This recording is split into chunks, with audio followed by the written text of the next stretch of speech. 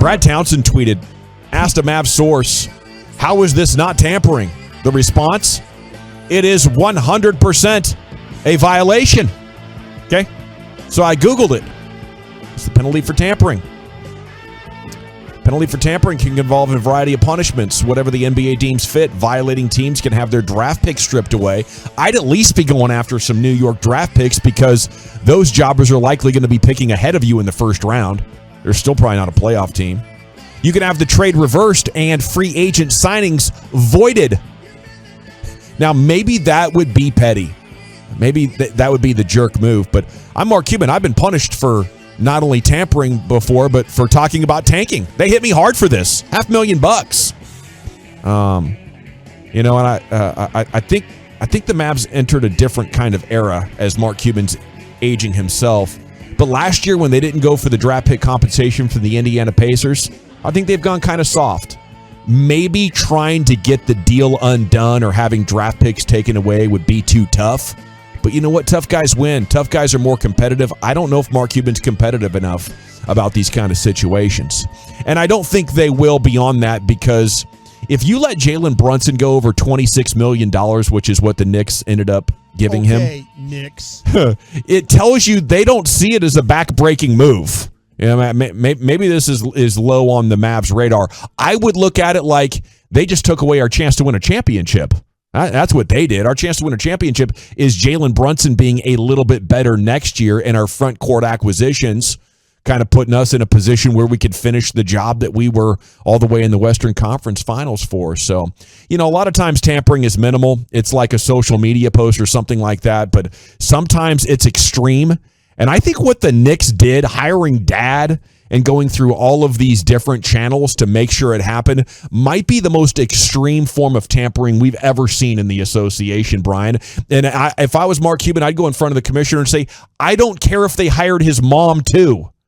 Hiring family members does not give you a workaround on tampering rules. Undo the signing and punish both parties for making a mockery of your rules. That's what I'd say, Brian. Do you think they're lining that kind of argument up right now? Do you think they're kind of getting it, or do you think that's something they probably should have said yesterday? I don't think you have to do it immediately, but I would say by the end of this weekend, we need, if you're going to do it, you need to have some momentum, but you can't rule it out. They let Rick Carlisle walk for nothing, right? Yeah. Rick Carlisle, yeah. Oh, you don't want to be here? Okay, that's fine. I think the same thing with Jalen Brunson.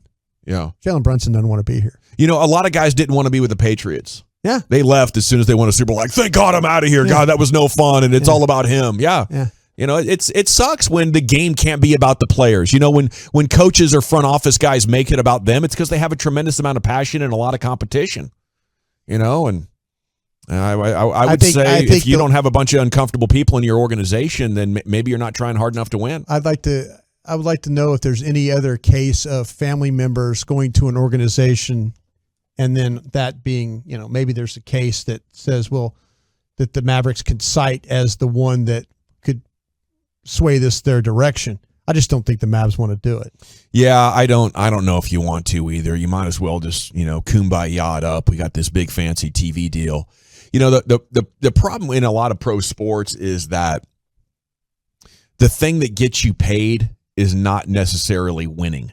The thing that gets you paid is just chilling and being a good league partner and watching that TV money come flying in. It happened in the NFL a little bit earlier, but I think it's taken away a lot of the edge of some of these owners, because you don't have to try to be the most exciting team anymore. We got a superstar to market around and a great TV deal. Boom, let the money come in. Mark tried to be the combative guy early in his ownership. Yeah.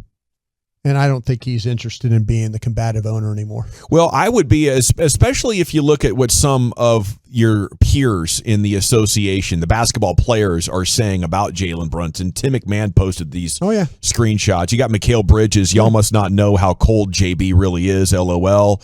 Bro got game, says Desmond Bain.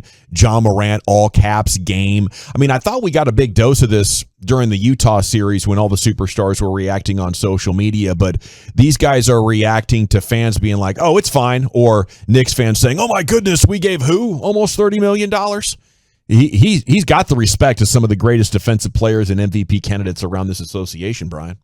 He does, and it's a shame that his own organization doesn't think the same thing as all the players you just cited. Yeah. That's, and so, that's on them. Now, and like you said earlier in the show, this will be one of those ones that we'll judge. We judged as a show, we judged letting them walk, Byron Jones walking. Yeah. We judged that one, right? Uh-huh. You don't really miss Byron Jones, do you? No. So hopefully the Mavs are right. Yeah, they've been right a lot over the last year. No, and that's that to me. My whole point is that's where we'll be judged. And if in fact that Brunson goes up there and he's a complete difference maker, and the Knicks find a way not to be a play-in team but legitimate playoff team, then we'll look at it as a bad thing. Or as if the Mavs, we get to December, January, and all of a sudden they're on a bad losing streak, and nobody can handle the ball other than Luka. Then we'll have some really good shows where you're like, I told you guys. You guys didn't want to believe me on July 4th when I told you that this was a bad deal for the Mavs and Mark Cuban. They went soft. They didn't show the grit, the fire to sign the guy up. Should have done all that. Can't you see that, Mavericks? That's going to be ahead, but that is not going to be known until January, February. When we see the NBA season start. Yeah, what's Jalen Brunson going to be if he's 28 points with 8 assists and a great assist to turnover ratio? Absolutely. It could absolutely be massive amounts of egg on their face. Okay, so what they do after this, I think, is really going to affect that whole scenario as well. And still, almost 2 hours later, we have not gotten any more traction as far as media coverage of the Colin Sexton rumor.